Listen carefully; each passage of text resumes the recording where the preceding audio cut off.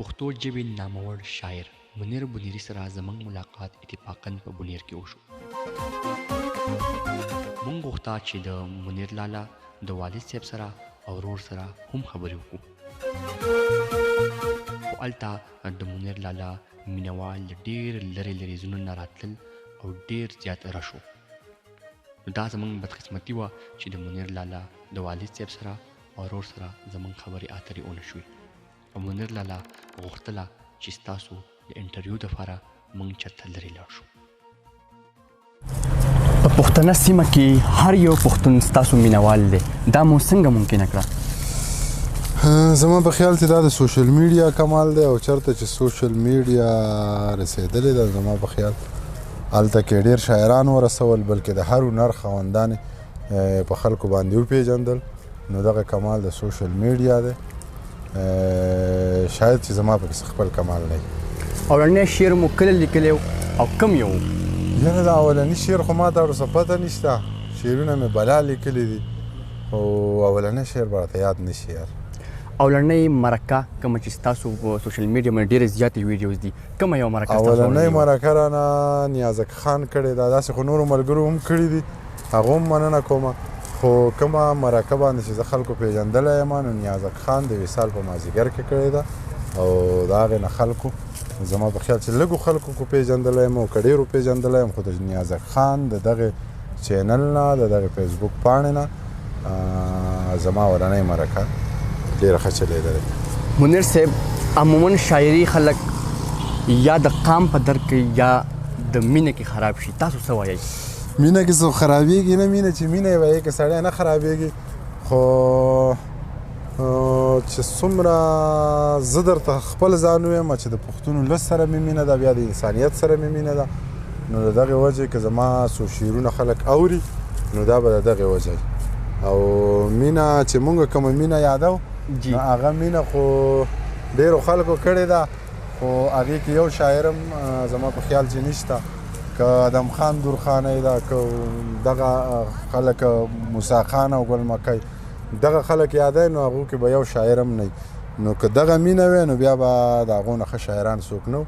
نو دا د قام مینه ده، د پښتون ولس مینه ده، دا د انسانیت سره مینه ده چې هغه په ما باندې شعر لیکي. زیات شعر په کوم وخت کې لیکئ او چې کله شعر لیکئ احساسات مو څه وي؟ زیات شعر چې څومره تنها یم څومره یوازې یم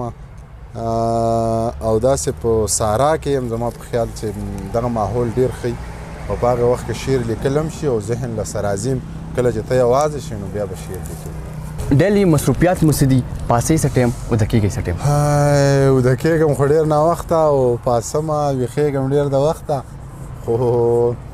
پاسم د کټ نه بیا لږ ناوخته، دا هم شعر کې راځي. بلکل شعر مې درته وي. خو دغه مې مصروفیات دي چې د الکتریشن کار کوم او داسې وړوکی غوندې دوکان مې دی، اکثر پایې کې یم، که پایې کې نه یم نو بیا چېرته کار کوم د الکتریشن. نو دغه مې مصروفیات دي او دغه نور وزګار وخت د دغې خپلو ملګرو سره یارانو سره تېرېږي. غواړو چې ستاسو نه هغه معلومات ترلاسه کړو چې کوم خلکو ته نه وي پته، نو دا راته ووایئ چې واده مو کړی دی که نه دی؟ واده مې له خیره کړی دی او دا مې هر چا ته ویلي، ډېر معلومات خو زما په خیال چې دا هر چا ته پته ده، په ډېرو مرکو کې ما ویلي. نو واده مې کړی دی او دغه به نوی معلومات نه خو تاسو ته به د 2021 لومبنۍ ورځ ده، د خپل خوښې یا یو نوی شعر که کتونکو ته ډالۍ کوئ؟ یاره د خپلې خوښې شعرونه به درته ووایم چې دلته څوک سترګې تورولی نه شي، دلته خو مینه ډېر ناشنا کار دی، دلته څوک سترګې تورولی نه شي، دلته خو مینه ډېر ناشنا کار دی، ته یې زما نه لږ ښایسته پیدا کړې مړه نو دا خو د الله کار دی. او ما نه که اورې نو سندرې واوره، تعویز ماویز دی د ملا کار دی. ډېر زبردست. ما نه که اورې نو سندرې واوره، تعویز ماویز دی د ملا کار دی، ته خو تکړه شه نفرتونه شیندا، زه مینه ویشم زما دا کار دی. لر مري که بر مري پښتانه روڼه مري، منیره دا ښه د سلا کار دی. ډېر زبردست. ډېره مننه. منیر صاحب په کور کې یو ځای اوسېږئ که نه ځان له جدا پاتې کېږئ؟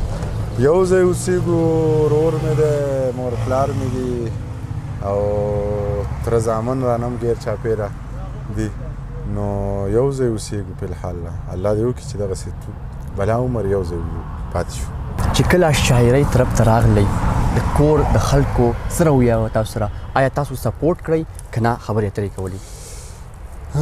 سپورټ کړی یم او ډېر ښه سپورټ کړی یم او که ما ته څه مسله وی نو هغه به د دغې وجې وه چې ما به روزګار نه کوم زه بېروزګاره ګرځېدم نو شکر دی ما د خپل وس مطابق خپل محنت کړی دی خپله مزدوري مې کړې ده نو ما ته د دغې وجې هېڅ قسمه څه داسې مسلې نه دي راغلي چې یاره زما نه په شاعرۍ باندې څوک خفه دي بل بیا زه خپل کوشش کوم چې زه لږ شعرونه ولیکم خو چې هغه په فیملی کې خلک اورېدی شي د مغربي په غاړه یې اورېدی شي د خپلو بچو سره نو کوشش هم د دغسې شعرونو کوم نو شکر دی تر دې دمه هېڅ مخالفت او هېڅ مسلې نه دي راغلي خبرې اترې به کوو که کتونکو ته یو غزل یو شعر ډالۍ کوئ نو زه یم دا به رنګ پیدا کړي غزل به درته ووایم چې پښتانه لر زنده‌باد پښتانه بر زنده‌باد د باچا خان د مخه ټول اشنغر زنده‌باد رڼا سپوږمۍ هم کوي خو مړه لمر زنده‌باد رڼا سپوږمۍ هم کوي خو مړه لمر زنده‌باد د چا نظر زنده‌باد د چا ښایست زنده‌باد د چا نظر زنده‌باد یبه نو ګله یاره ستا مازدیګر زنده‌باد ډېر زبردست ستا د نقابه لوګې زما صادر زنده‌باد شربت د نوې ګوړې رس خو د کور زنده‌باد دا وطن چا آزاد که نه یو خبر زنده‌باد دا وطن چا آزاد که نه یو خبر زنده‌باد قربانۍ ما ورکړي او دی تش په سر زنده‌باد ډېر زبردست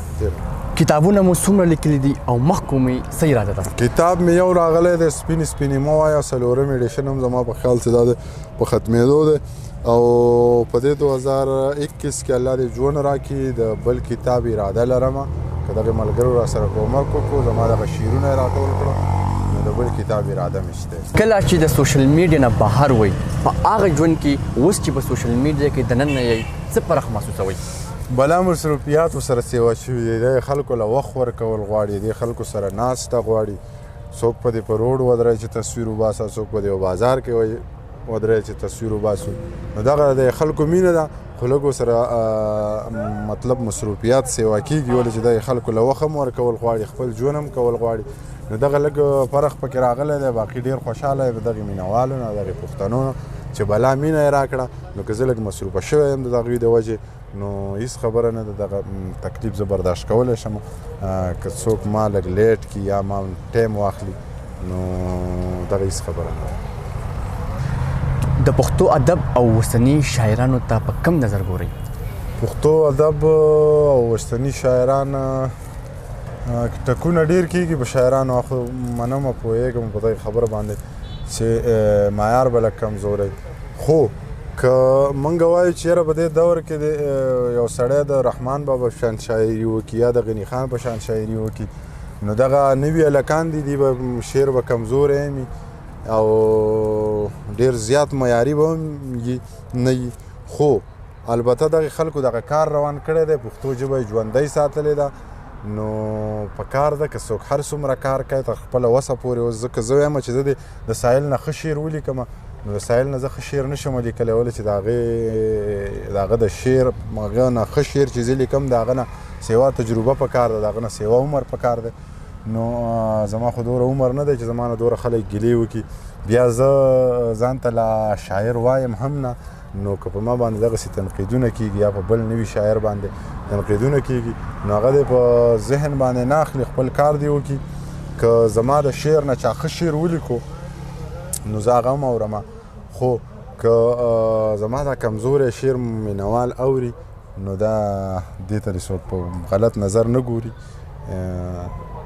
البته چې کار وکړو پښتو له څو ټکي راوړو پښتو له پښتو ژوندی وساتو په دغې شعرونو باندې نو بس کار په کار دی